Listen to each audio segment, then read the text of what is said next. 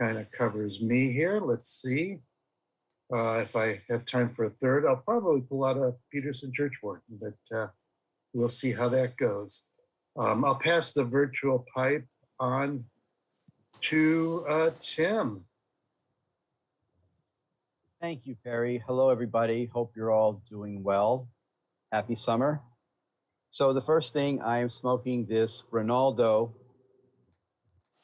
I guess I don't know what kind of a shape, almost like an sort of an egg apple kind of a shape. And Ronaldo makes a really good pipe. I mean, I find that they break in very well right from the beginning, and they smoke well.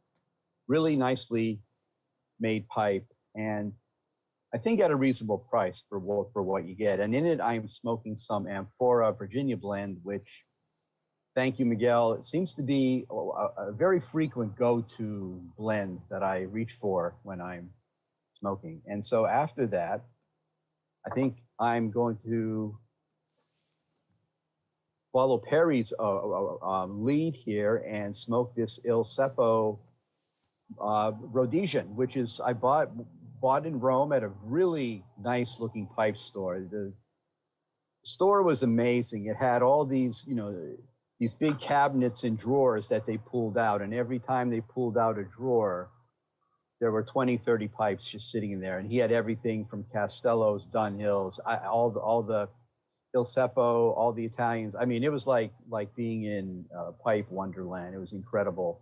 And he had this whole big this one stack was all Dunhills. It was just an excellent store, and it just brings back fond memories of being there. Really nice looking pipes. I think they smoke great. And again, I think they're reasonably priced. And I'll probably smoke an English in that, or maybe some Rougarou. Anyway, looking forward to talking about New Year's resolutions and pipe acquisition disorder things. So I'm going to now pass the virtual pipe over to our friend from Canada, Dave Harana. Hey, thanks, Tim. Hi, everybody. I'm starting the day off with my Peterson rusticated Squire. It's probably one of my biggest workhorse pipes. And in it, I'm smoking McBaron Navy Flake in a really inspiring Canadian tin. So, and after that, I'm going to fill up our club pipe from Janos, and I'm going to have some Watch City Flake number 558. So that's probably my favorite blend, that and Old Dominion. I might move on to Old Dominion if there's enough time for a third. Let's see, who do we have waiting in line? Let's pass the pipe on to Brother Alvin. Thank you, Dave. And hello, everyone. Good morning or good afternoon, whatever the case may be. I was smoking earlier, so I'm still smoking it. It's my Savinelli Canadian. It's the Oceana, and it's actually one I picked up a few months ago. Just kind of been looking at it for a long time, and I thought the tip was kind of wild. And I said, I don't think I'll do that. And then it just grew on me, so I went ahead. Didn't have a Canadian, believe it or not.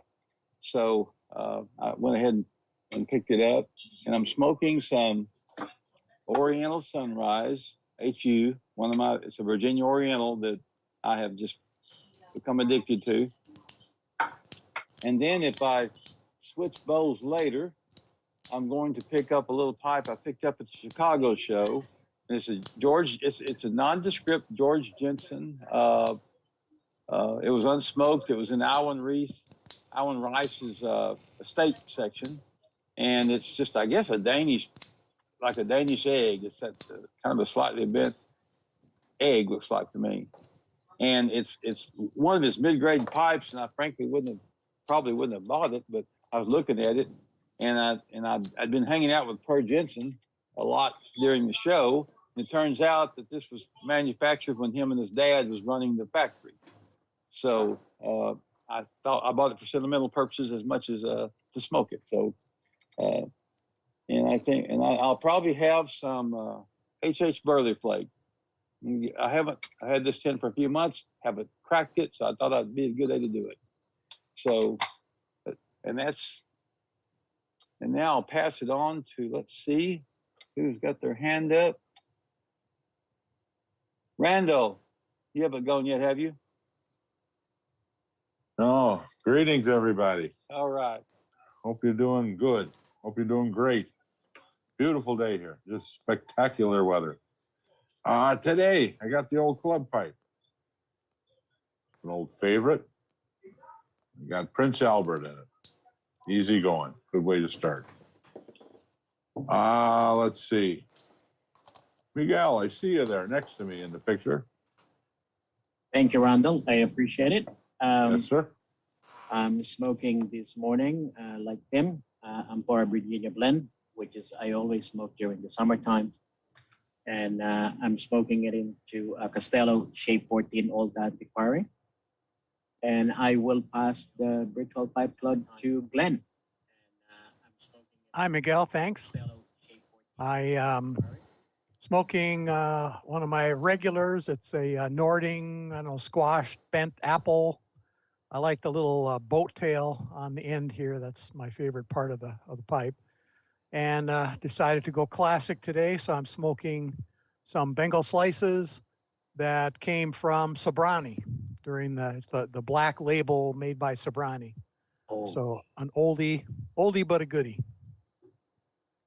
So let's see, next to me, let's see, well, how about Janos? He's got his hand up. Hello, everybody.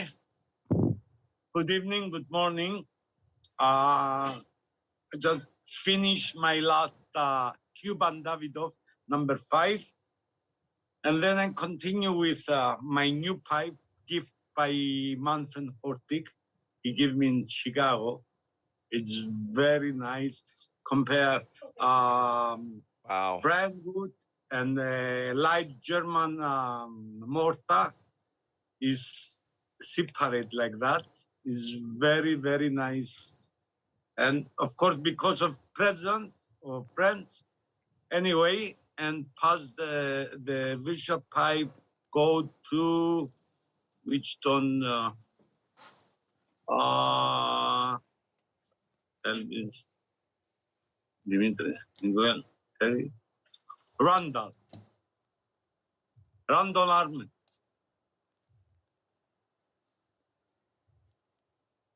I went just before Glenn. Okay, I don't see. Try Dennis. Dennis, yep. Okay. Dennis.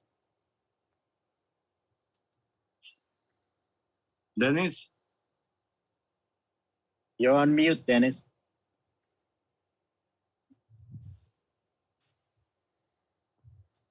I have 2 mute points, one on my microphone and one that you guys have up there. So I hit one and screw the other. Right now, I was going to say, how many people, when somebody mentioned a good old tobacco, how many of you are old enough to remember this song? For the proof is in the puffin, and PA has the flavor most favored in the USA. And I'll quit from there. Having a little bit of fun right now, trying to clean up. I'm on the 10th or 12th bristle pipe cleaner on this Peterson I picked up 2 days ago at a local pipe store at half price. I mean, what's a silver spigot worth? I think around 168 to 170 bucks. And they had it for 100, so I couldn't pass it up. And so I'm cleaning it. And like I said, I'm through about the 12th bristle cleaner, and it's finally starting to get human. But I want you guys' opinion. That hole that big in a Peterson, is that designed for a 9mm filter? Exactly. It is for a 9? That's what I was thinking. Because the guys weren't sure. This is how good my pipe store is. The guys weren't sure. Anyway, so I'm cleaning this sucker now, but what I'm going to be smoking when I'm done here is a Missouri Meerschaum pipe with a Eric Stockaby's Evening Flake. They had it there, and so I bought some, and it's very close to Orlick's Golden Sliced. I think it tastes a little bit more base. To me, Orlick has a little bit of sweetness in it, where this doesn't. But if you guys see at all Eric Stockenby's Evening Flake, I'd recommend it. Not bad, especially when they had it, and it's probably expensive there, $6.99 an ounce. But they also had Morning Blend, which frankly I would not recommend. It is boring. On the other hand, if you want a light flake or a light tobacco, not flake, excuse me, a light tobacco that just smokes and almost is tasteless, this is it. So I'm killing that slowly. Anywho, who is still left up there? Janos, you still got your hand up. You got to bring that down. Who else is up? Anybody? Let me. How about Ken? All right, go ahead, sir. Kent, it's you, Ken. Yeah, sorry, trying to push all the buttons here to hear you, to see you can hear me and see me and all those kinds of things. What's that? No, you're good. Yeah. You're good, Ken. Okay. All right. So good to see everyone wherever you are, whenever you are in the world. Today I am starting off, I'm going small and I'm going metal. That may sound, musical, but it's not. It's metal smoke, not metal music. And the first pipe I'll be smoking, the one I'm working on right now, is a early Viking from Dr. Grabo, not originally invented for them, by them, but a company called Continental. And of course, Dr. Grabo got interested in them. Falcon was born and invented in 45. And here's a straight version of that I'll be smoking a little bit later. Again, since 1945, it had been, especially in the early 50s, booming in popularity. So that when they saw this and saw how very similar, in their opinion, it was to their product, they sued Dr. Grabo over that. And it dragged on to appeal and everything. And eventually the judge, all the judges agreed that it was just too close. So the Dr. Grabo ended up having to fork over $20,000. Now that's not a lot today, but remember this is 1950s dollars. So that was a pretty good statement. So in the meantime, they had time to patent the early version just in time to the year next. This is now 54, 55. They had redesigned and patented this little thing that, if you're familiar with them at all, you've probably seen the later version of the Viking, Dr. Grabo Viking system. So I've got in all three bowls, I've got one of my favorites, and I love to break in briar with it, is Match Edgeworth Ready Rubbed. And that's about all I've got to say. Kent, when I first started to get back into the pipe hobby, I picked up a Falcon, and I thought, what a fantastic, Jetsons kind of design here. And it was the first time I'd seen any one of those aluminum heat disbursement kind of system. And then on eBay, I found one of those Dr. Grabos, and I was so confused because I didn't know enough about all the different manufacturers who had tried that same thing. And then I'm like, is this another kind of Falcon? Is it really? So how many different companies have tried this? Do you know? go to a website called Smoking Metal, and it has an index. I don't know if anybody has ever counted them. There were some that were more popular than others. Kirsten was one of them. But there's a bunch of them. I would say maybe hundreds, Wow. all over the world, because that was a big thing in the space age. Remember, 50s, 60s, Sputnik, all that kind of thing. I had no idea there were that many. David Klein, is David here today? Anyway, David's been up here visiting in Seattle, and he's gone to the Kirsten showroom. I don't know that they're still making them, but I know that they have a little museum there where they show off all those. We'll have to do a virtual tour over there. I could just drive over and we'll walk through it. That would be great. Now, I like these two. I haven't tried the hundreds and probably won't, but they're really pretty close. And in the way that they smoke, the only difference is a slight one, and that's in weight, because the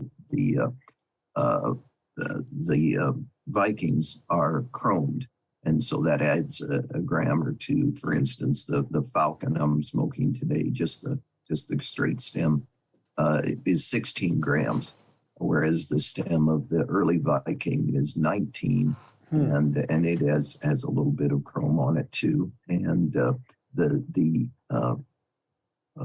later version of the Viking is 20 grams. I see here we've got a comment. Sean knows. He says there's one being made in Italy called Job Pipe with a machine stainless bowl. That's that I've been tempted to get. Sean, if you get it, you got to bring it. You got to bring it to class for show and tell, right? So, that's cool.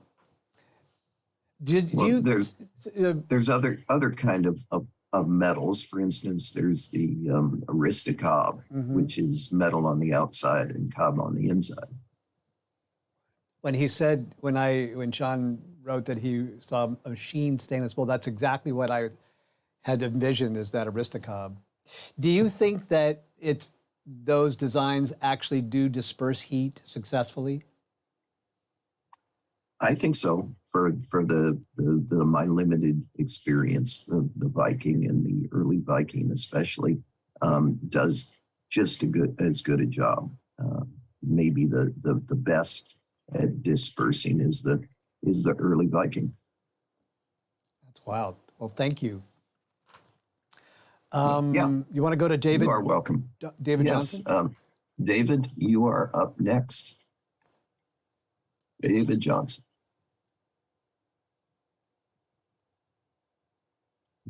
Good morning, everybody. At least it's morning here.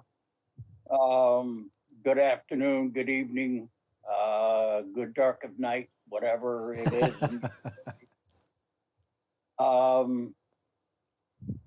Welcome back, dark and tanned DDR. Thank you, sir. I hope your wife had a better time. I hope she made you suffer. Do you know my wife? Have you met her? No, I had two exes, so I think they're all in the same. They know each other. Well, first of all, I apologize. You can't see my ugly mug. My camera's not working on my phone. I could probably fiddle with it and go off and on a couple of times and get it working, but I'm just not. I'm not up to that right now. Somebody said they were working on an estate pipe. Well, I'm going to see your estate and probably raise you a handmade, because I've got a couple of them laying here. One of them is by our friend Tim, and The other one is by our friend, Mr. Morgan. And the other one is by our friend, Mr. Kareem. And I'm going to take my pick of whenever one of those. I'm very much leaning to the one made by our friend Tim, but we'll see. His pipes, well, the handmade, his pipe seems to get the more use of all of them. So, you know, maybe I ought to stop making the rest of them jealous and so I don't know. Anyway, it's only because he does good work. And anyway, probably going to go with some autumn evening for my first one. And I bought some Sutliff dark Cavendish and another Sutliff dark aromatic. And at this point, they're almost unsmokable. It's like stuffing taffy in your pipe bowl.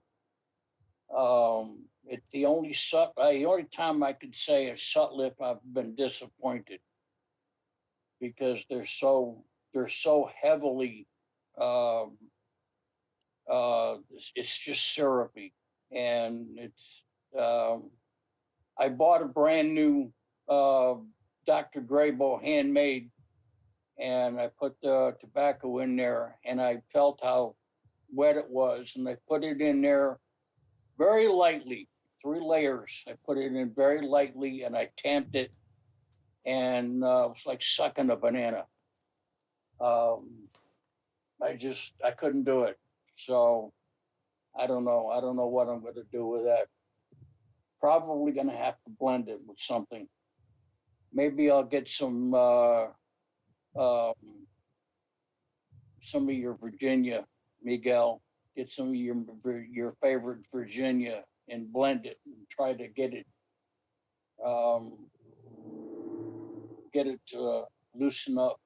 Anyway, all right, I've talked too long.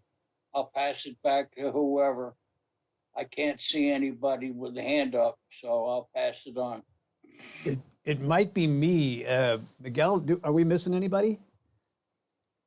Nope. Siska, you'll be the last. I'll back cleanup over here. All right. First of all, before I do that, I want to I want to just share some of the things that are being smoked over there on the in the YouTube group, because I can't get the comments from the Facebook group, so it's only YouTube's today, and I'm doing it old school because my other chat monitor just isn't working today, but we'll get it working by next week, I hope. So let's see. Northwoods Piper is smoking some half and half in a circa 1950 Dr. Graybo that he restored. Very nice. And we might have to take up a collection here, because Northwoods Piper says he's never tried any McClellans. Isn't there there's a law against that, isn't there? If you're actually going to call yourself a smoker, you have to smoke some McClellans. That's part of the entry fee. I'm guilty as charged. Dave, no way. I'll PM my address to anyone. I'll tell you what. Help me out. I've got some. I'll hook you up there, brother. All right, so I'm going to try something here and see if this actually works. As with everything else that I've tried today, it may not. That'd be a good resolution to have. Yeah, you know what? Get your shit together. How's that as a resolution for DDR? So this is a Dennis Frank that I picked up at the Chicago Pipe Show. I met Dennis for the first time there. We hung out. He is a crazy man, which is why I love him. So this is what he called a cup and saucer design. And it's got this, let me see if I can zoom in just a little bit more here. It's gonna fuzz out a little bit, but it's got this sort of raised portion here, which cradles the bowl in a very, very cool aesthetic way. And so got that as my first pipe. And inside it, I have some of really what's turned out to be one of my favorites is Nutty Irishman.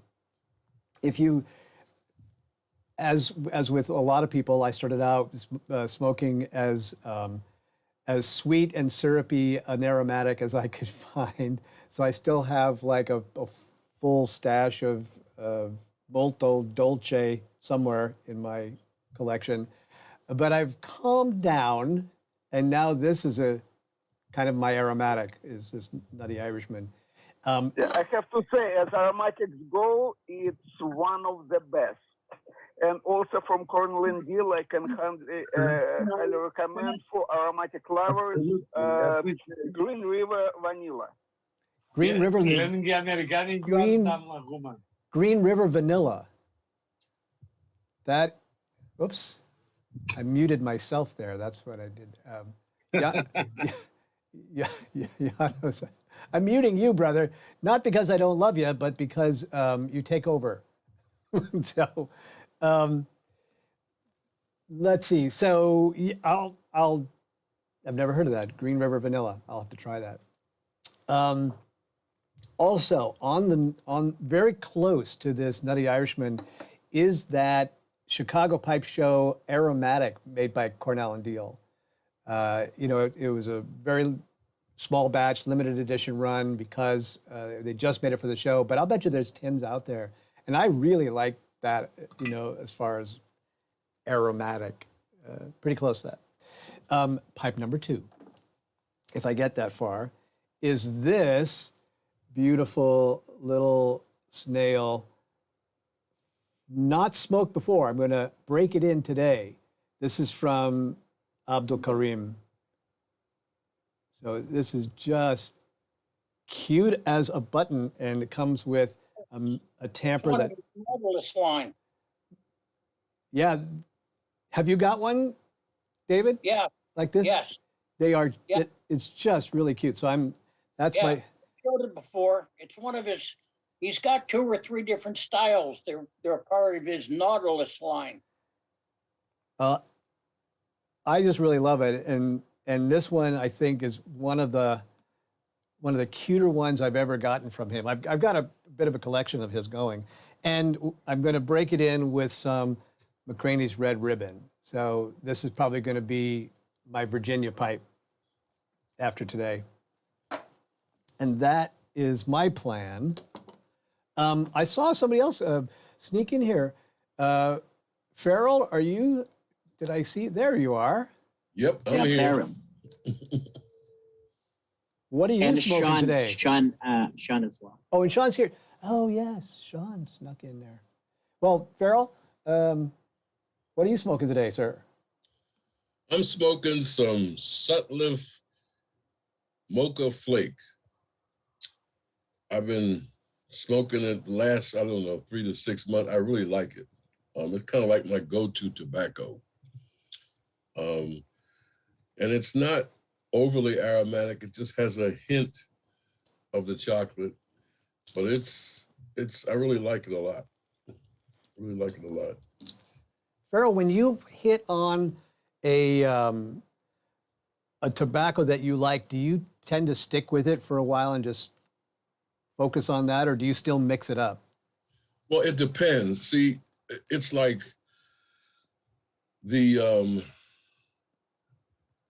I'm partial to aromatics, but I'm partial to aromatics that are dry and not overly scented. Mm-hmm. There's some aromatics that got so much perfume that I can't even put them in the pipe. And they will remain nameless for all time. But anyway, but if it's subtle And lately I've been doing some of the Wilkie aromatics because they have when he says it's a certain flavor, it is that flavor. And it doesn't smoke wet. That's the amazing thing about his blends. I've tried them in a number of pipes. I really like them. But I'll also go to a straight Virginia or a straight Burley in between, diverse tastes. I'm not overly fond of Latakia because it takes over. But I'll do an English with a little Latakia. Just depends. In fact, the other day, a couple of pipe meetings ago, San Diego here, I opened a brick of 10 Russians that I had for over 20 years. And the Latakia had almost disappeared, believe it or not. And it was really good. It was good. So, it just depends. It's like all of you guys know, it's a taste thing. That 10 Russians, I picked up a tin. I haven't really smoked it. I picked it up because it said it had a high Nick hit. Did you find that's true? Keep in mind, this is old, and it's kind of unique in terms of, because I forgot about it. You know how you buy tobacco and it's at the bottom of the bin? And when I found it, I realized how long I had it. But it has a nice little kick to it, but it's just smooth. It's very smooth. A lot of the Latakia blends, if you open them right out the tin, you get that lat first. Got to really smoke it a while to get the other complexity of the Perique or the Virginia in there or whatever. But the 10 Russians, and this is the only one I've ever had. It was good, but keeping in mind, like I don't smoke a lot of Englishes or Burley or Virginia blends. So, but when we smoked it, man, it was good. It was good. There may be a new trend in your taste palette there. Well, it evolves. You know how it evolves over the years. Like you said, you started out smoking like everybody else. It was, pharmacy store brand aromatics, all of them. And, you hope your tongue lasts long enough. And then you morph to other things. And over time I got, I know what it was. I used to buy, when I lived in Columbus, I used to buy tubs of Burley. And that's what the transition for me was when I went to Burley Flake, and then I started experimenting with flakes, a lot of different flakes. So I'm in between now, but I still like dessert.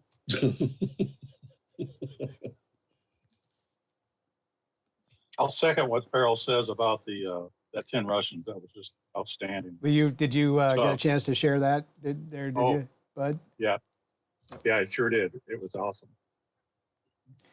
Well, speaking of dessert, I wanted to, so Anthony over there, Anthony, you're in the UK, I think, is that right? You should remind me.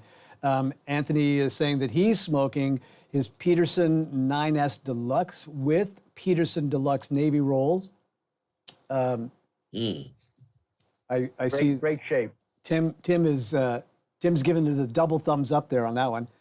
Well, the thing about that one, the 9S, there was a movie called Juggernaut, and Richard Harris was in this movie, and he plays a bomb diffuser, and he's on an ocean liner, and he's smoking a pipe the whole way through.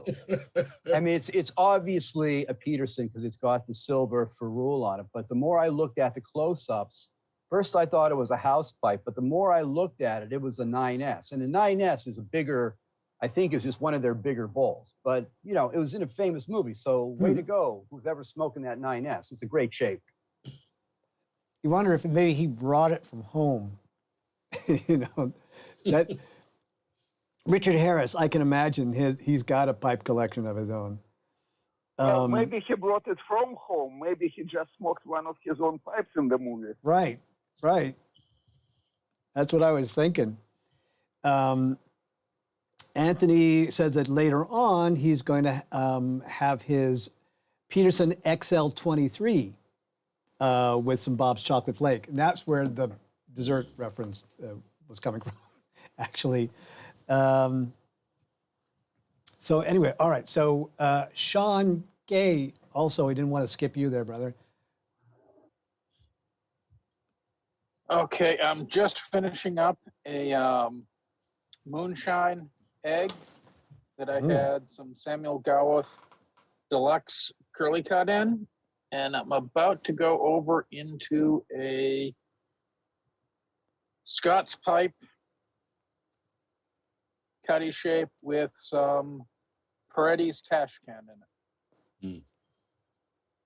Nice. So it's kind of a cutty day in a way for you there. That. Yep. I love that shape. It's a beautiful shape. Wonderful. See, this is what I love about this part of our meeting is I learned a little bit about, I learned about Falcon pipes and those smoking metal. So Kent, was that right? Smokinmetal.com, is that the name of the website? That is right, smokingmetal.com. Smokingmetal.com. All right, so that's a website I'm certainly going to go check out there. In fact, you know what we'll do? If any of the family over there watching on YouTube has metal pipes in their collection, I'd love to hear which ones you've got and how you think about them. Do they actually disperse the heat in that way? Do you like smoking them? Are they, you know, I had my Falcons when I bought them just purely for the aesthetic, just purely because it was so different from any of the other pipes that I had acquired there. Tim, I see you are in anticipation there. Oh, no, not me. No. Well, Dan is maybe showing something. Maybe it was transferred to me. Yes, there was anxiousness. No, it's .co.uk. Oh, smokingmetal.co.uk. thank you for the correction there, sir. Awesome. I do want to do this partly because it's something that I promised Brian Levine that we would try to do as much as possible, but also because I'm just showing off with all the fancy bells and whistles that do actually work. Some of the other fancy bells and whistles have been an utter failure today, but today's meeting is brought to us by the Las Vegas International Pipe Show, October 21st to the 23rd. Vegas Pipe Show, AKA Vegas Pipes How. I'm sorry, it's just the way I read things pops out at me.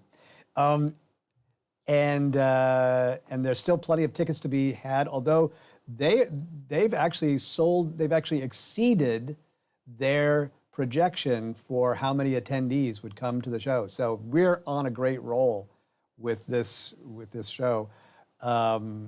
There are perks to buying a ticket to the Vegas Pipe Show, including, whoops, back over here. I gotta get my stuff together here. Including technology. Technology. I love it sometimes. It's like my wife, you know, it's a love-hate relationship. I love her, she hates me. Yes. She's having a girls only weekend out there, so I can say all kinds of stuff she'll never know. Oh, see. Yes. Okay. So if you buy a ticket to the Vegas Pipe Show, you'll get an automatically entered into a raffle for not one, but two different sets of extraordinary pipes, a 4-horseman set as first place, and then a 2-pipe collection from Janos Kokinos, our a customized version of our 2022 club pipe. So 2 pipes plus 6 different stems, all the different stem possibilities that Janos had made. And that in itself is worth the price of a ticket. Also, and very, very important, the Virtual Pipe Club is hosting a hospitality suite every night that I'm there, and booze tasting each night. Whiskey tasting on the first night, beer tasting on the second night. Dave Harnick, I expect you to be there, sir. And a sake tasting on the third night. So if you're there, you'll come and find me in the trade show, please, and we'll. You have a bottle warmer for the sake? I have a bottle warmer. We're gonna have. Well, actually, high grade sake usually is served chilled. That is. Only low grade sake is served warm. Oh, that shows you where I get my sake. EDR is providing all the sake. I am, as a matter of fact. This is the thing. This is a hospitality hosted event, and yeah, there's no bar tab that you're gonna have to come up with. It's come and just enjoy. It's sponsored by the Virtual Pipe Club, and I just want to hang out and have some fun. Smoking. The room will be a smoking room. So we've got a room that one of the limited hospitality suites at the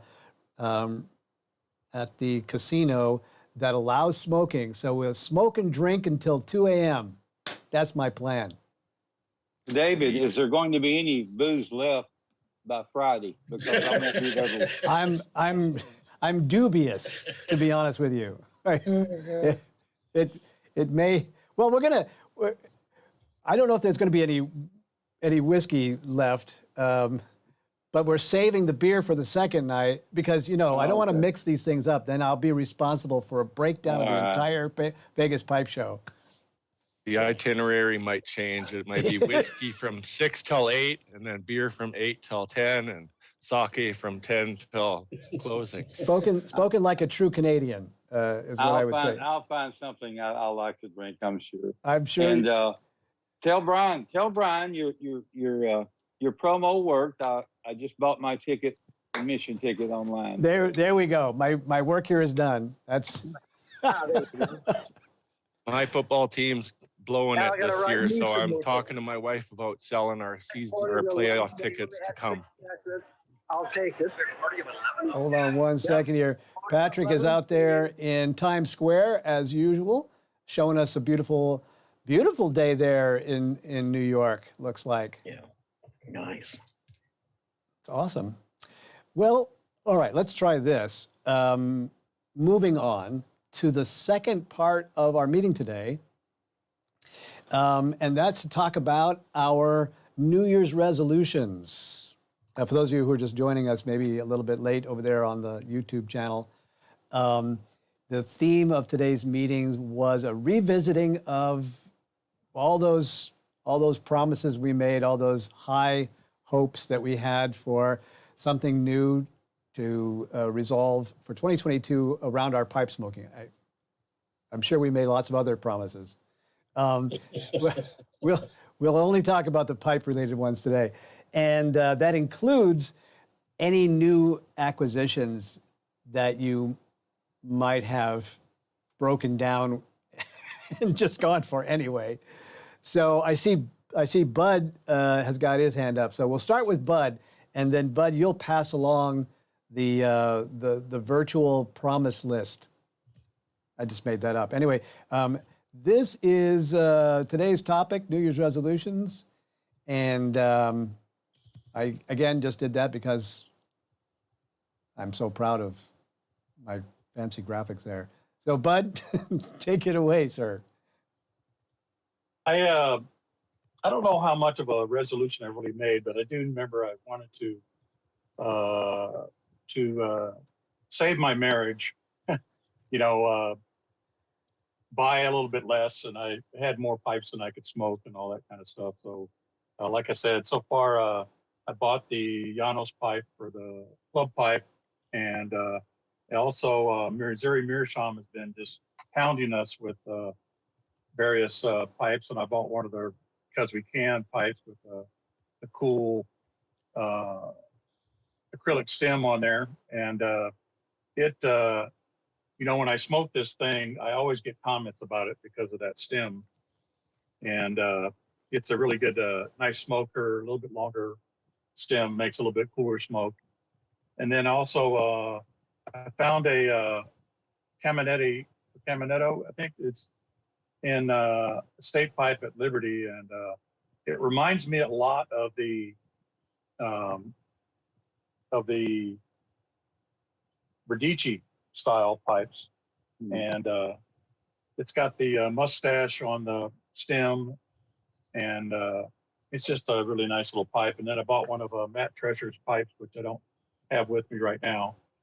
But once I knew the Vegas pipe show was up, then it was like, okay, I've got to save my money because I know I'm going to buy a pipe there. And I have a list of the things I want to look at when I get there.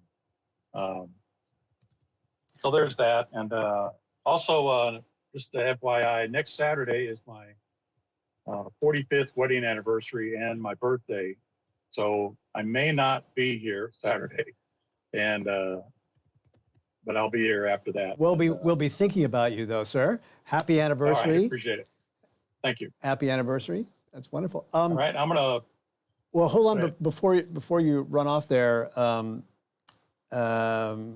I wanted to make a mention about the Vegas Pipe Show. I was looking over the list of exhibitors that he's put up on the list so far. There's an awful lot of pipe carvers, I think, that must be new or young, or both, because I'd never heard of them before. Not that I've heard of it. Like, what do I know? I know nothing. But there's a lot of them that I haven't heard of before. So I'll bet you there'll be some very interesting pipes in Vegas to take a look at. Well, I can say that Murph's sculpted pipes, if you have never seen his pipe before, you're going to be blown away because he really has some wild designs. And he was there at the last Vegas Pipe Show. And I think everybody in the San Diego Pipe Club anyway bought at least one pipe from him. And he's quite talented, and I'm curious to see what his pipes are going for now and all that kind of stuff too. But yeah, that, and I'm thinking I'm hoping the Meerschaum guy is going to be there with his 3 or 4 tables of Meerschaum pipes, because that's on my list too, to get a. He certainly nice had a Meerschaum. huge. I think he had an entire one row at the whole show in Chicago. So gotcha. Hopefully he'll be there again. By the way, speaking of tables, SmokyPipes.com is taking out 6 tables in Vegas. Holy cow. So they're probably going to be bringing a lot of stuff from a bunch of different people. By the way, I wanted to make the mention, I said there's a lot of people on the exhibitor list that I'd never heard of. There's also a lot of our favorite,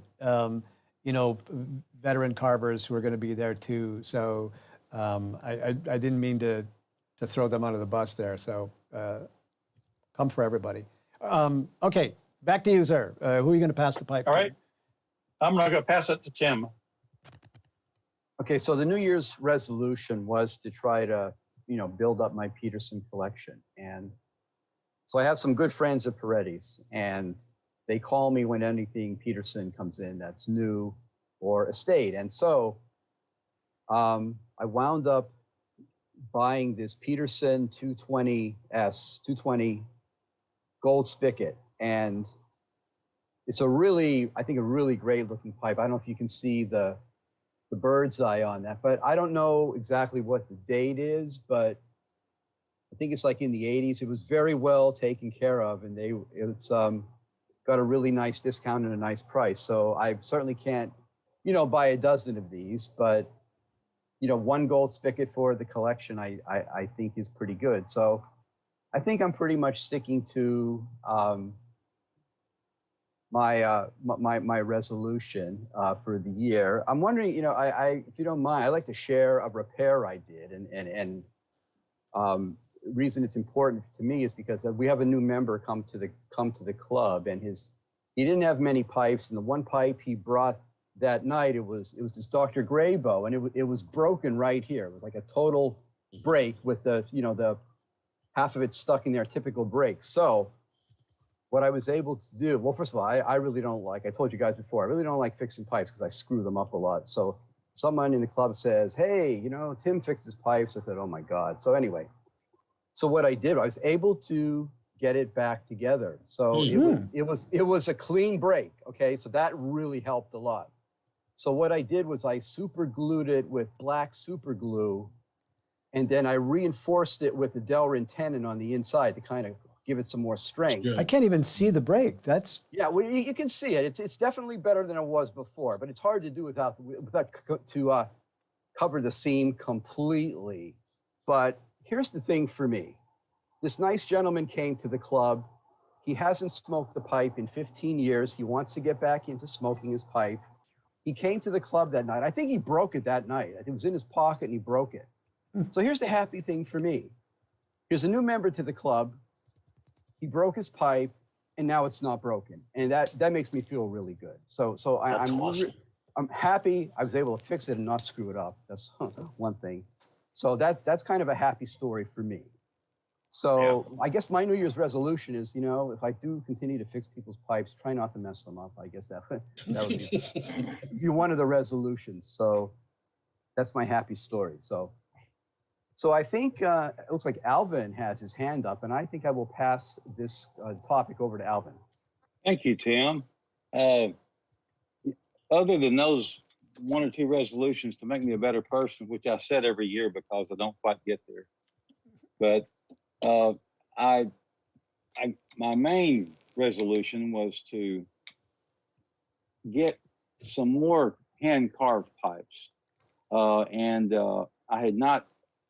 It kind of took me a few years to kind of determine what I really liked to smoke and what shapes I was attracted to and what I just enjoyed smoking.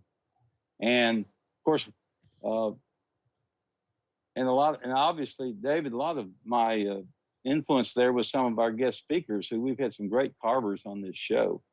And I got to know a little about them. And of course, one of the first ones I picked up was one of Mr. Chris Kelly's, his reading pipe. And he made it with an amber stem, which is just gorgeous, and it's so comfortable to smoke. And it's kind of one of his more, I guess, traditional pipes, if you could call it that. But it's kind of a tall billiard, and I really love it. And of course, I was forced to get Yano's pipe. I mean, I can't meet him at the shows, look him in the face, and not have one of his pipes. So, and I actually enjoy this Janos. I really do. I mean, it's a little more eclectic than a normal pipe I get, but it's I call it my expecting pipe. It's like I think there's getting ready to birth a new pipe in that second part of it. But I love it. I love smoking it, and it's pretty cool. And then I ended up. There's a Texas carver, Ron Alden, who I met at the Texas Pipe Show, and I picked that one up, and he does exquisite work. And then the one I just recently got after one of our guest speakers was on the show was Ryan McCauley's Smoking Barrel Briars. He made me a beautiful billiard with a zebra wood accent on it, and just a great pipe. So that's kind of what my goal is, and to try to acquire a few more hand carved pipes. And obviously, and the other resolution I made was to really attend some of the shows I haven't attended. And I missed Muletown, but I was able to do Chicago with Dave and a few of our other friends from the club. And I'm signed up for the Columbus show. I'm going to go there. I've never been to the Columbus show. Oh, great. So Great, Alvin. I'm going to go that. And then I'm going to make, obviously, I'm already reserved for Las Vegas. So that was, I'm chipping away at that resolution now. So I forgot. Go ahead, Tim. Alvin, I want to comment on the Chris Kelly pipe. I don't know if you guys have ever watched his videos. It's called This Week's Pipes. It's really yes. good. Oh, Really, yes. He has some beautiful pipes. I love this. I'm sorry, go ahead. Go ahead. No, go ahead. Good. I Good, John. love his delivery because he talks about the pipe that he made, and then he Yes. holds the tag up, and there's this very slow unveiling. Takes the pipe out of his bag, and it's like something magnificent. It's just a great presentation. Well, and he's an extremely eclectic individual, which I tend to be attracted to for some reason. So it's quite a character, actually. And By the way, but I love this pipe. I really do. You're going to be seeing that egg again soon, just as a teaser there. And I do have another commission coming from him someday. Not sure when, but anyway, Alvin, I know I asked you this question before, but are you riding your bike to any of the shows? I am not. I get to spend more time if I fly. So, and that's my goal, to spend more time. And, my wife is very understanding about this, but, if I'm going 10 days to a pipe show, that gets a little long. So, well, here's the thing. Now that you're retired and you're spending more time at home, she might not mind that as much as before.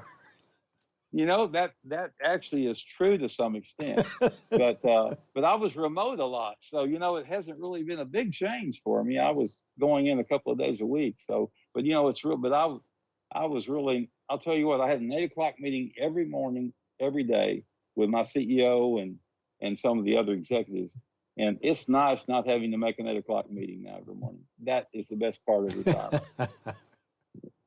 That's wonderful. But at any rate, that's what my goal is, and I'm excited about completing that resolution.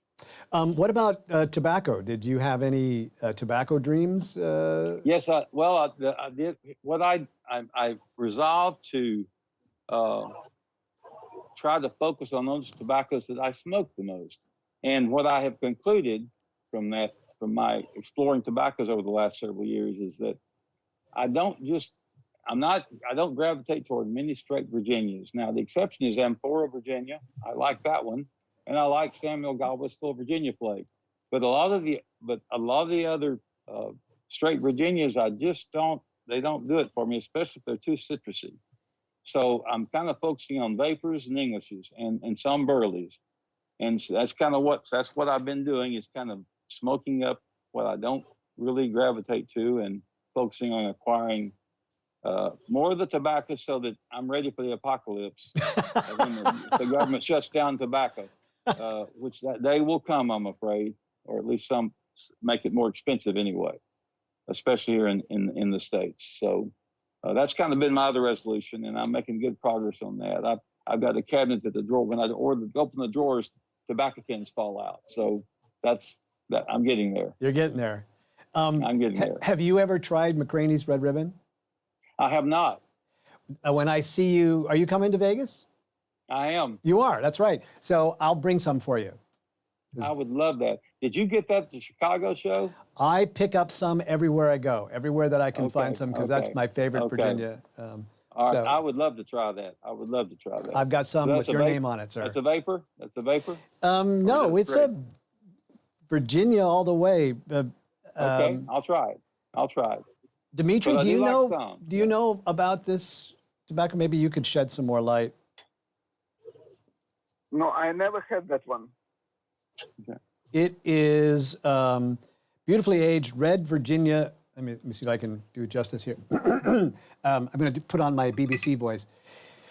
Beautifully aged red Virginia like no other, brimming with rich, mellow flavor as only nature can provide. A special allotment of prime 2008 crop North Carolina leaf has been secured for our discriminating pipe smokers. The softest, most enjoyable, straight red Virginia we've ever smoked. With a light vacuum seal, the tobacco will continue to mellow with age, like me. That sounds very tasty. Totally. I recommend it. And the red Virginias give me more of the flavor I like.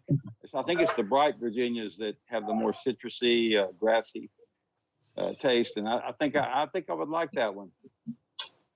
Yeah, I'm going to hook you up. Canadian Virginias, they're very citrusy. Yeah.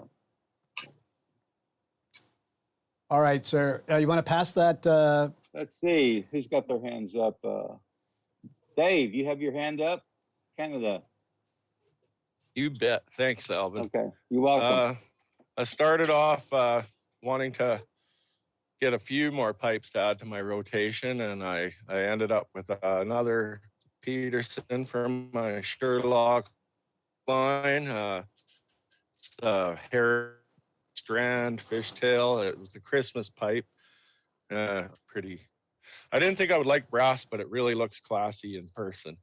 But so I added that to my collection. Of course, I added our friend Janos's club pipe for us, and I love this pipe too. It gets a lot of comments when I take it to work. Like people think it looks really cool, and I think so too. He did a really good job, and he really took care of us on that one. And as well as another guest of ours, I bought a pipe from Ryan McCauley from Smoke and Barrel Briars. Alvin Nice. spoke about him, Yes.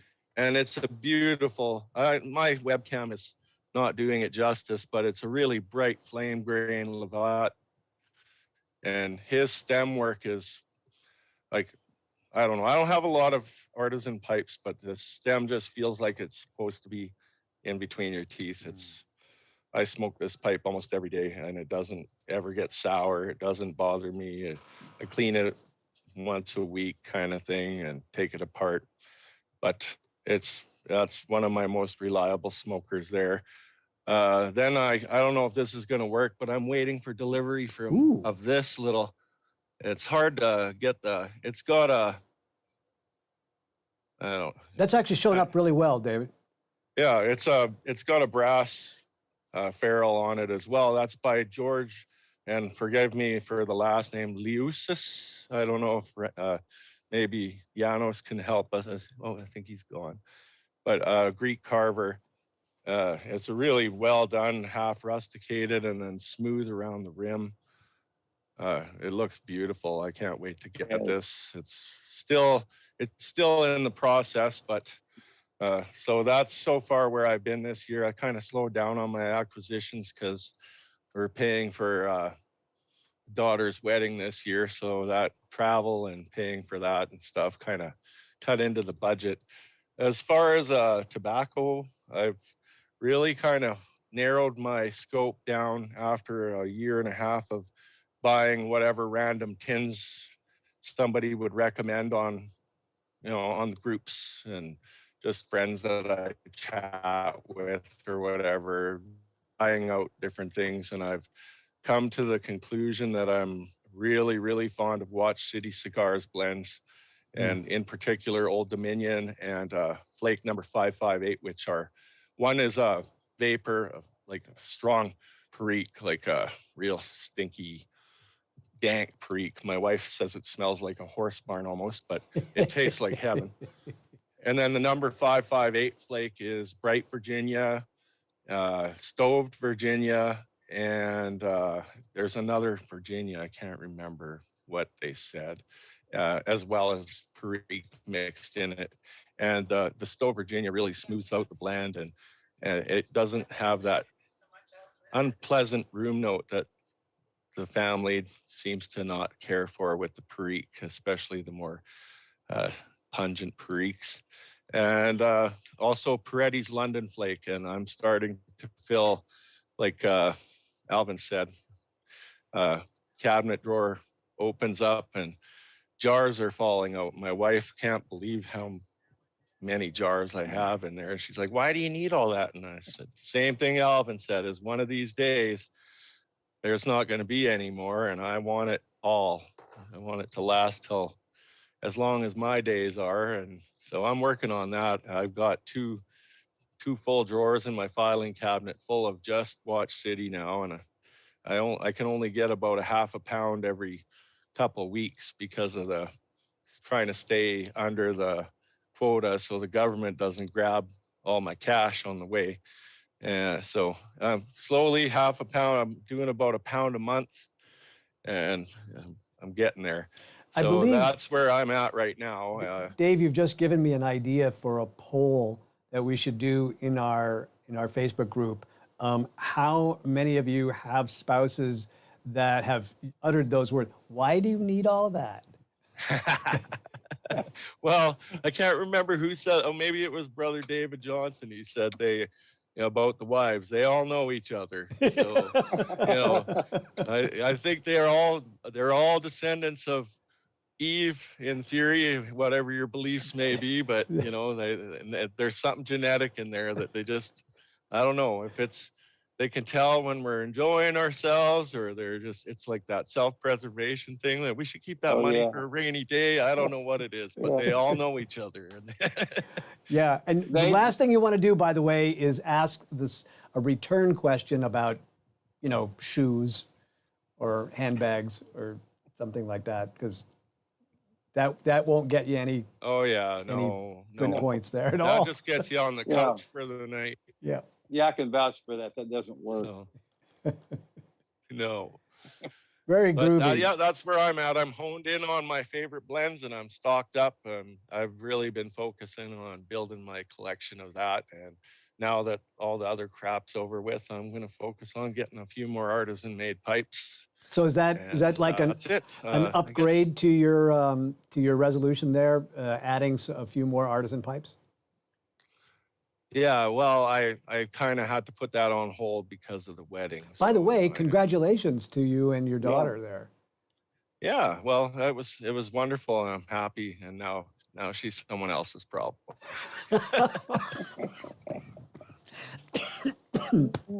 We have to get your son-in-law hooked on the pipe smoking hobby. So, I already got one hooked on it. Now I'm working on him. So a couple of $12 corn cobs and a few beers whenever they come over, and we're slowly working on it. Fabulous. Well, you want to pass this topic on to somebody? Yeah, well, I know somebody who has an amazing collection that I enjoy watching procurement of, and I think I'm going to pass it on to our brother Miguel. Hi, thank you, Dave. I appreciate that. Actually, I didn't buy any pipe this year. No, I'm kidding. I actually, before the beginning of the year, there's a couple of pipes that I really wanted to have, but I wanted the specification that I wanted. Well, this is for Dimitri, because this is Dimitri's favorite shape. This is a Dunhill, basically 3104 in group 3. I want it in group 3, but most of the Dunhill right now, they don't put the 2 lines on the bowl anymore. Some of them are actually just plain. So I want something that is traditional, that original Dunhill with 2 lines. So I finally found one. So I don't mind buying it from a state sale, but it's really hard to get it with the 2 lines. So that's the one that I got. So I'm fortunate to have one. And then the second one is basically another Dunhill that I wanted to have in my collection. They very seldom basically actually issue this. Is the Zulu 3421 with Cumberland stem. So I wanted in group 3. They manufacture some what they call horn, but most of the time you can find a Zulu. So I'm fortunate to have one in my collection. It took a while because I wanted, again, in specific group 3. Some of them are group 4 and group 5. They're too big. And Janos, I just want to let you know, I still have the pipe. I haven't smoked it yet because I put it in my desk just to look at it. It's just such a beautiful pipe. I'm a very boring collector of pipes. I want traditional, straight, some a little bit of bent, but I still have it. I haven't smoked it yet, but I love this pipe. With regards to tobacco, I have been at McBaron, the Ampora, and the Pure Virginia, but I want to acquire more of this, which is the Samuel Gawat Pure Virginia. Yeah. And it's really hard for me. Yeah, it's really hard for me to get it. So the vendor that I got this, you're only allowed to buy 2. So I paired it with this one as well. It's hard to get it in Canada, which is the Samuel Gawat St. James Flake. So I managed to actually acquire more of it, but I always hide it to my wife because my wife, like what you guys said, how much tobacco can you smoke? They just don't understand. But I made a mistake by telling her. I didn't say anything about the collection of purse you have. Oh, that is not a good thing.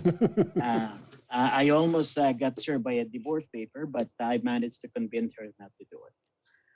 Yeah, so I got the two that I wanted. I'm hoping that, PAD is under control, but like what everybody actually here, you always tell yourself, I have enough pipe. But if I find something that is interesting, well, I'm pretty sure that will buy. That's what I was going to Kinda like ask you. This is just straight up human psychology. The moment that you acquire you have fulfilled your goal, then another one comes along. So Yes. what's on your radar? Fess up. The radar that I have is if I can afford it, is one of the Tom Elton. I got some Tom Eltons in my collection, but Tom Elton for me is I posted on our Facebook page. To me, I think Tom Elton is the GOAT. Obviously we all know what the GOAT is, the greatest of all time. The reason why I said that to Tom Elton is that Tom Elton can adjust to the market. I mean, some of his pipe is too expensive. And then when he released the basic, I mean, that appealed to a lot of people. So he knows how to adjust the way he actually released pipe. So to answer your question, DDR, is one of Tom Elton's snail, but I have to sell about 10, 12 pipe for me to afford. I'm hoping I got one, but if not, I got a couple of pipes from him. Yeah, that is on my radar, but I don't think I can afford it because it's quite expensive to get one. Yeah, but never say never. Never say never. If I'm blessed and I can hide it from my wife, I probably thinking of selling 12 pipes. His basic is a good pipe too. It is. He actually picked the one out for me. I asked him to pick me one out, so he did at the show, and it's a good one. Yeah, I actually, believe it or not, about a month ago, we went on camping. And on our tent, when you put that little piece of metal to the ground, I forgot one of them. I'm losing one. So what I did is I wrapped the plastic. I took the mouthpiece, and I actually used it to, and like it's so utilitarian that you can bring it anywhere. I have one in my car. I know it's all relative that it's affordable, but yeah, for me, the guy is amazing when it comes to making pipes. And as an individual, he's a good human being. So my dream one day is to meet him and just shake his hand. Did you say, Miguel, that, sorry to interrupt, did you say you used the Tom Eltang Basic as a tent peg? Yeah, that's what I did. Yeah, I put I'm sure he would love to hear that story. Yeah, because it's all utilitarian. It's I'm missing one, and without that peg, I won't be able to build up basically the tent. And I said to my wife, let me get something in the car, and I got it. And I took the stem out, put a plastic bag at the end of the what do you call this? The carbon fiber, and then I stick it to the ground. And it's so classic. Yeah. Just for future reference, a pocket knife in about 3 minutes can make you a 10 peg. I was just thinking that. I know. I mean, me living in a city, it's just I couldn't find anything. So I was like, I don't have my pocket knife. So I said, you know what? I'll just use Tom Elton so I can stick it into the ground. Well, you get points for being creative, absolutely. But lesson number one: never go camping without a pocket knife. That's right. That's exactly what it is. And the number of tent pegs that you packed is n-1, where n is the number you need. So always have 3 or 4 extras.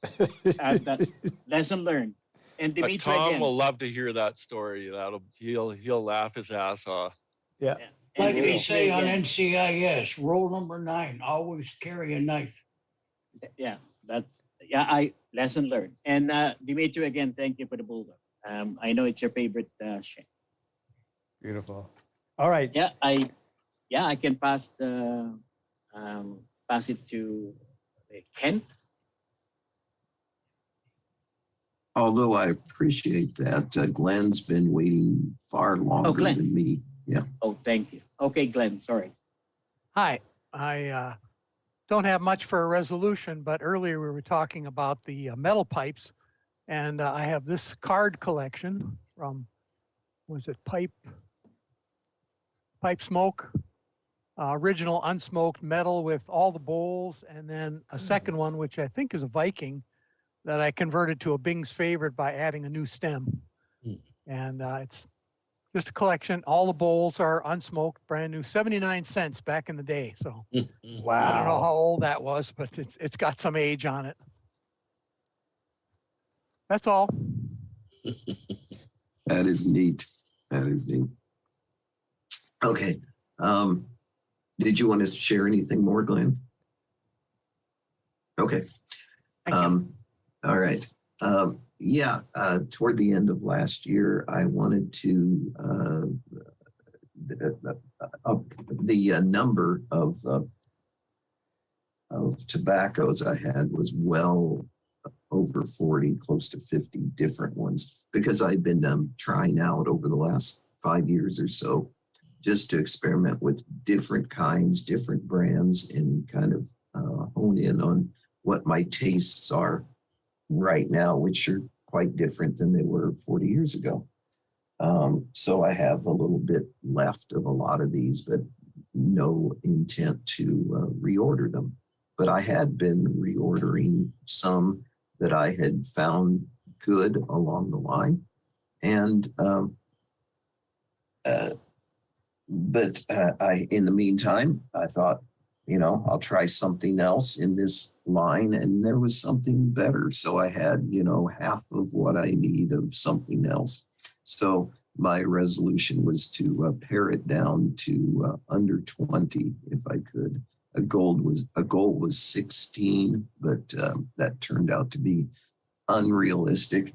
And so toward the end of that year, around Christmas time, I did my last one until recently to add one to the list that I had overlooked in the past.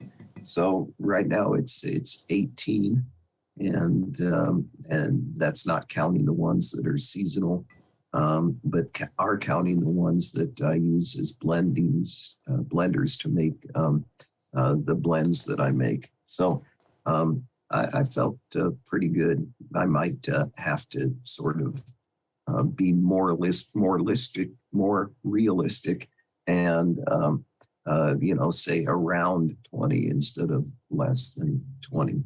But I built it up toward the end of the year, I should say, not just the last one. So those 20 or so will last years out, and in case that thing that we shall not name actually happens. And in terms of pipes, I was determined to just concentrate on the most passionate ones. The trouble is, in my collection, I collect several kinds of things. The Dr. Grabo Golden Duke line, and there is a end point to it, because there's only like 40 different shapes in that line, and I've got close to 20, and that's kind of slowed down on the estate market, because a lot of these, unfortunately, may be really hard to find, because there's been a lot of years in between then and now, and a lot of them have been out of production for half my lifetime or more.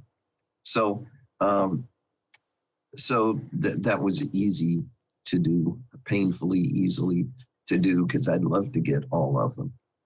The other thing that I collect is well pipes, especially American made well pipes, like the Chesterfield and the Wellington. And that's basically it. And again, unless a weird one comes apart, I've got all I want with that. But the third thing I like to collect is oddities. And oddities would be, you know, like a pipe like this, there's very few of because of the suit and the changing over. And I find some weird stuff. One example, and we'll probably see next week, that there's a K-Witty line called Checker. And I got one of those, and it was really neat. And I saw another one on eBay. And well, make a long story short, by the end of next week, I should have 3 more. So now I've got another line of collection. But the good thing is that there aren't very many shapes in that line. So that's a little self-limiting. So yeah, I did pretty good on the tobacco, not so good if I would just quit collecting the oddities. But you know, you go to your strength, and your collections seem to always mirror your personality. So if I will always collect oddities, why not? I'm one myself. So that's the progress report. I'm going to keep trying really hard as I can, or not really trying, to dial back the pipe collection and just concentrate. And I'm pretty well established in which blends I like. Although when one comes along like 8 State Burley, I had to get some of that. So that's it. Other people with their hands on up was, I think, David Johnson. So take it away, David. Thank you, sir. My my New Year's resolution was, like yours, was not to go nuts on tobacco, and so I very much limited the tobacco acquisitions. When we had that tobacco tax scare here recently, I stocked up quite a bit, but I haven't bought any since.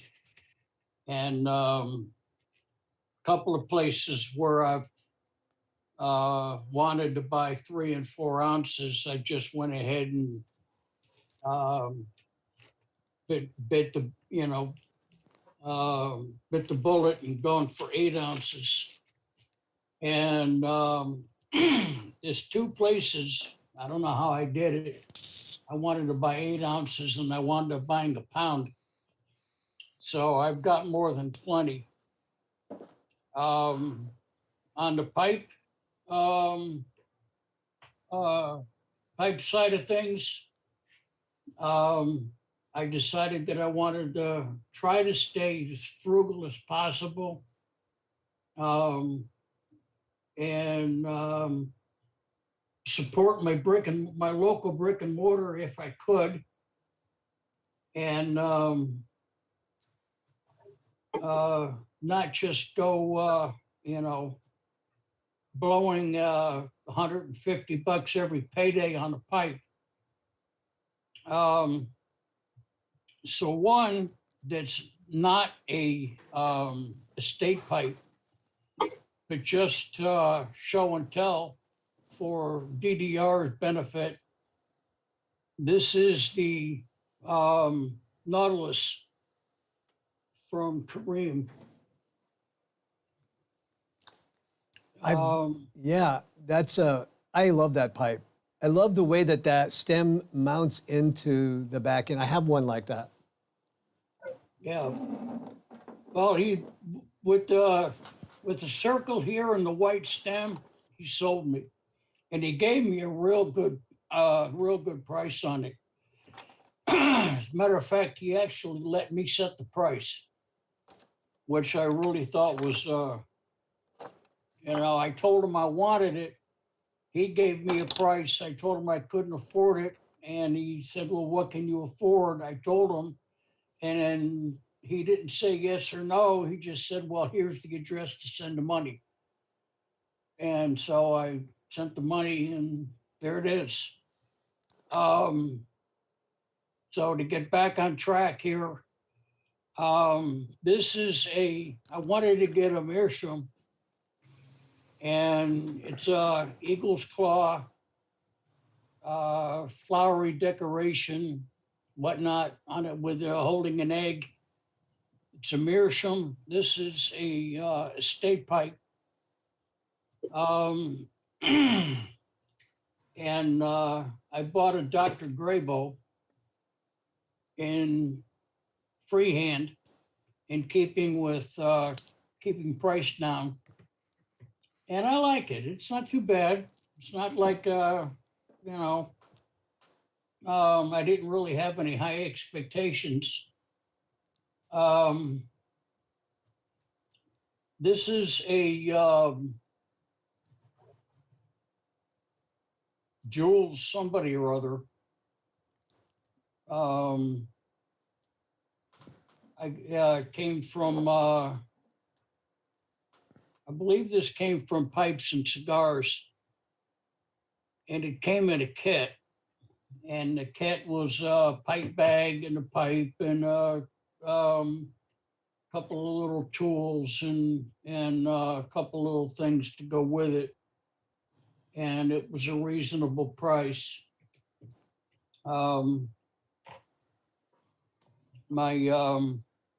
see, what else did I get?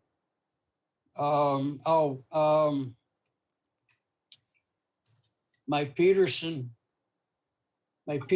Deluxe is that's a estate pipe, and I've got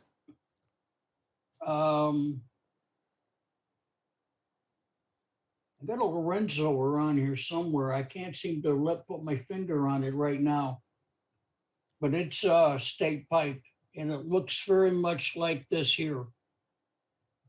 I don't think the band is the same, but just for looks, similarity. Again, state pipe. It's about a $60 pipe, and I got it for $40.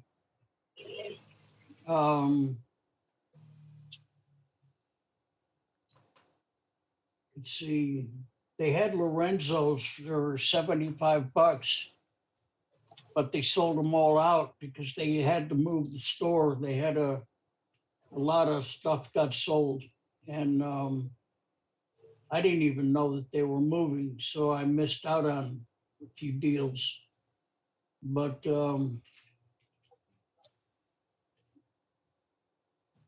let's see. Oh. Nope, I don't see it here.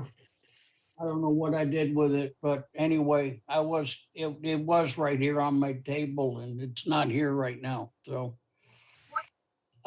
anyway, with a couple of exceptions of the like the Morgan and the Dr. Graybo, and matter of fact, I bought 2 Dr. Graybos, or 3. Might be 3. Keeping price down to that price range. Everything else I bought was estate pipes, and I go into my brick and mortar, and I he says, well, it's marked this. And I said, well, what about this? And he said, I can't do that. I have to do this. And I cut, and I negotiate. I said, what about this? And usually how I get it. And that usually works with me. So, all right, that's it. That's my resolution. That's my story. I'm sticking to it. And Mr. Sharp, how you doing today? Good, thank you, Dave. I appreciate it. My resolution was that I didn't want the perfect to be the enemy of the good this year. We got a lot of demands on our times. There's a lot of things that try to thieve our time. I was going to reclaim my time and get more pipe time. So that was my resolution, and I've lived to it. So I'm happy. Wanted to tell DDR, I think that McCraney's red ribbon was sourced in tin by McClellan. That was McClellan sourced that, you say? I think they sourced it and tinned it. You can look at the tax thing on the can and see what it says. I have, so this is a really old, well, it can't be older than 2008, but it doesn't have one of those tax stamps on it. Where does it say it was, does it say where it was made?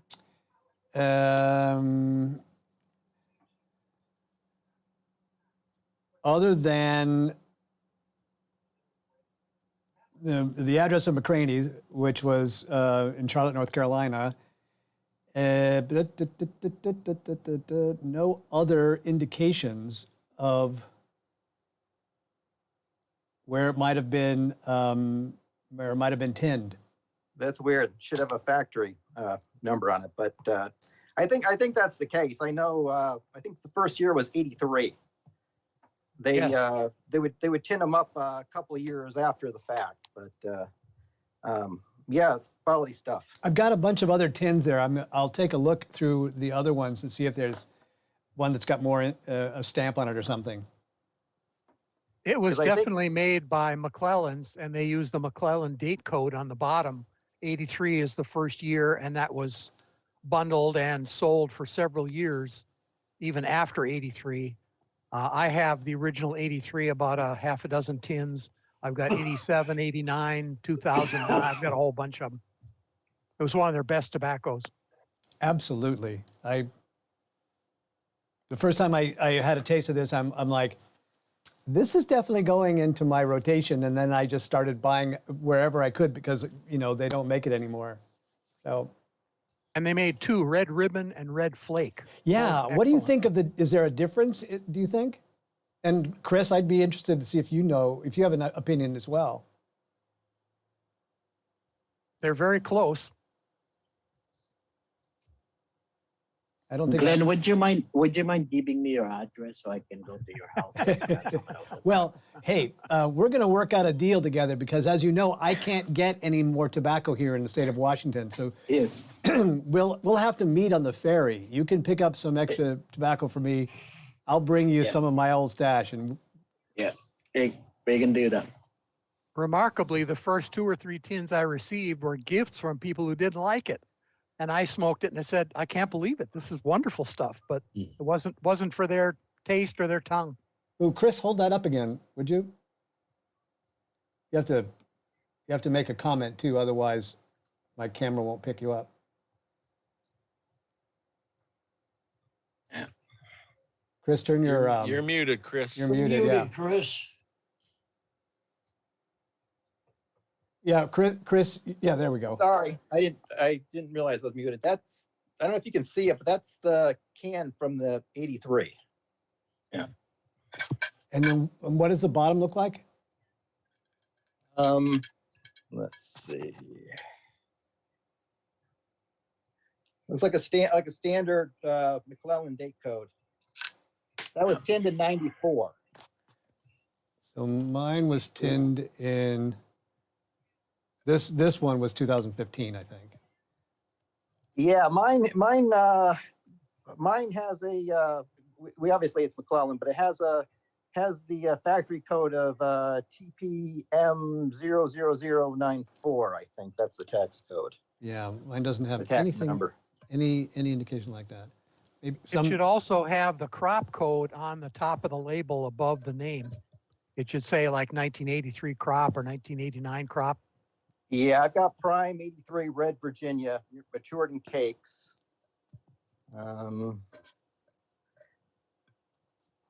Yeah, this was the 83. That was the first one I ever got. Well, you've given me a new goal. Then I'm going to have to go through all of the, because I've picked these up piecemeal. I got one that I traded for, and then I got some at last year at Richmond, and so I've got them from all over the place. I'll have to go through them all and find out where they came from, and I never knew that before. So there you go. We are heading towards the last minutes of our meeting today. I don't know where all the time went. Tempest fugit there. Couple of quick announcements that I want to make. First of all, last announcement, I promise for today, Las Vegas International Pipe Show, which also stands for, or is also called LVIPS. I didn't make that up, by the way. That was Brian Levine's idea. The LVIPS show, October 21st to the 23rd.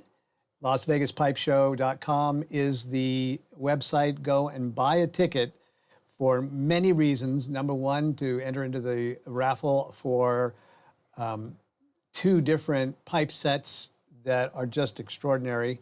And the second thing is to please come to, by the way, we're not the only group that's having hospitality suites. So SmokingPipes.com is having one. Las Vegas Pipe Show is having a hospitality suite. There were like 3 or 4 others that were also having hospitality suites. So we're just going to be the best. That's all. So come and join us for bourbon tasting or whiskey tasting. We'll have scotches and bourbons there. Then beer tasting on the second night and sake tasting on the third night. My plan, by the way, is to have a local sommelier be our bartender so that they'll actually be able to give us some education along with pleasing our palates along with that. Dave, can I share a shameless plug? Yes. My president of the Austin, Texas Pipe Club just let me know to share with this group that the Texas Pipe Show is set for November 12th. And that's in San Antonio? I think that's going to be I think it's Cedar Park, Texas, I believe. But it should be a website up shortly on that. So, but it's the 12th of November. He wanted me to share that. Awesome. We'll get a screen like that for Texas. Talk about that. Thank you. One last thing, and that is coming up next week.